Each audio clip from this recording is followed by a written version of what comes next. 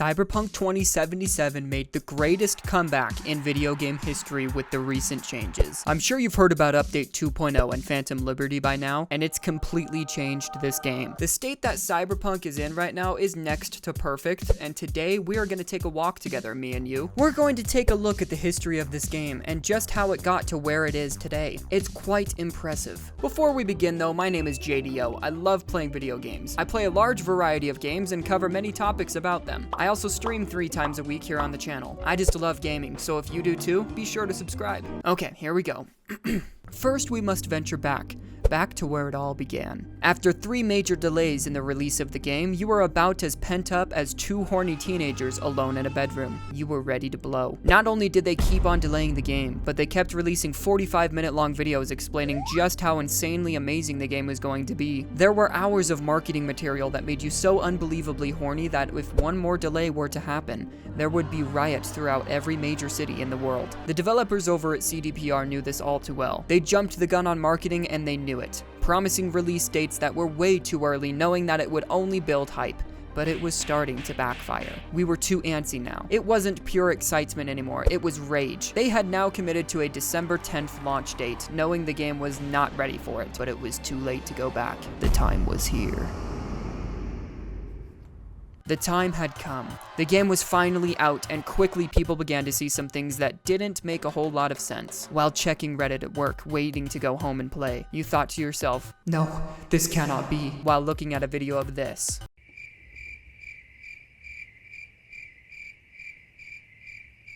Or this.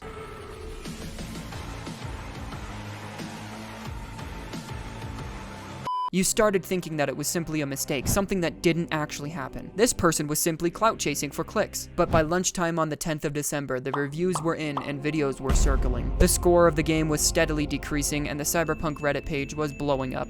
The game wasn't good.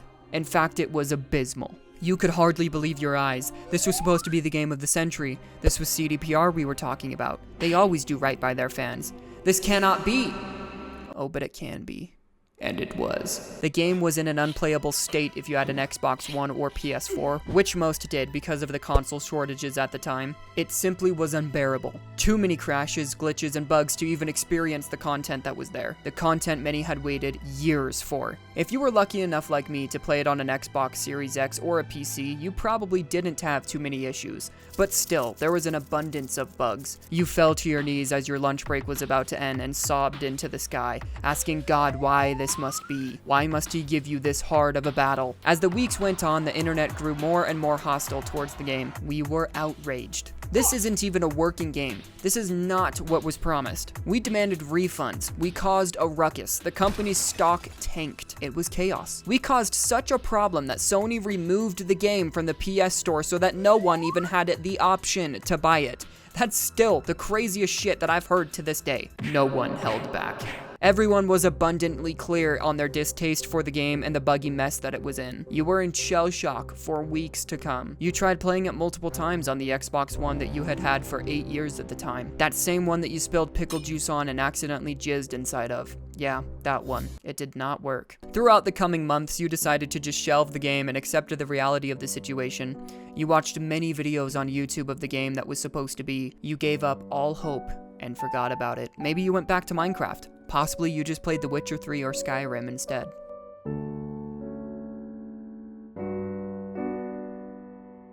It's been quite some time since the traumatic events that were Cyberpunk 2077. You've started to recover little by little. You even started therapy to overcome it. But just as your healing process began, you started to see videos like this on your YouTube recommendations. You watched one after the other. Videos that were giving you a little bit of hope that the game was maybe in a playable state. The devs at CDPR had not given up on the game, a rare sight for such an abysmal launch. They were patching and updating the game like madmen. It seemed as though every day there was a hot fix for one thing or another, so it was time to give the game another go. You blow the dust off of your Xbox and boot it up. You tap the Cyberpunk tile and wait patiently. To your surprise, the game didn't combust. No, it worked. You play for hours and only experience 2 crashes and 1 game-breaking bug. You enjoyed yourself. The game is far from perfect, but things look very good. They've significantly cleaned things up and smoothed out the bugs. You finally get to actually experience the game, and it's good. But there are plenty of people who still despise it and won't give it a chance. Maybe you even went on Reddit to plead your case and were met with shit like this. Just a hypothetical. Fast forward to 6 months or so ago, CDPR has ironed the fuck out of this game. They then announced their first DLC, Phantom Liberty, as well as a free overhaul to the game, known as Update 2.0. The update alone is enough to make you wet on sight as you look at the patch notes and changes that go with it. But the DLC story add-on, that was the icing on the cake. The biggest thing about this update is the skill tree change, adding massively new changes to the skills and the way you are able to play the game. Nerfs where nerfs need to be, as well as buffs where buffs needed. Plus, just downright amazing additions to the existing skills. As you're looking over the new skill tree, it makes you bust immediately. The update doesn't stop there though. There were new weapon additions, there's now vehicle combat, as well as they made it so that your armor is no longer tied with clothing. So certain clothes don't make your character better, meaning you can dress for looks and not stats. There are many other changes in the free update, but your attention is quickly drawn to the DLC. You see an engaging new story with another well-known star. You see a whole new section to Night City called the Dogtown, which is a lawless area designed for criminal activity. It's looking to be one of the most perfect DLC releases ever. But judging how this game initially launched, would it be able to stick the landing here? Or were you about to have some major PTSD? The day has come. A free update for the game has released, and the game is ready to be played in all of its glory. After all the work they put into it the last 3 years, there's no way they could drop the ball on this DLC, right? Correct. You bought Phantom Liberty, eager yet hesitant to play. The first look of the 2.0 update is absolutely amazing. You love everything you see. All of the changes are positive and beneficial towards the game. You loaded up your previous save on a version of V where the game was completed. You're met with a call from Songbird that leads to over 20 hours of new story content and the entirety of Dogtown at your fingertips. Each new gig and side quest is rich with world building and interesting lore. And of course, without any spoilers, CDPR does what they do best.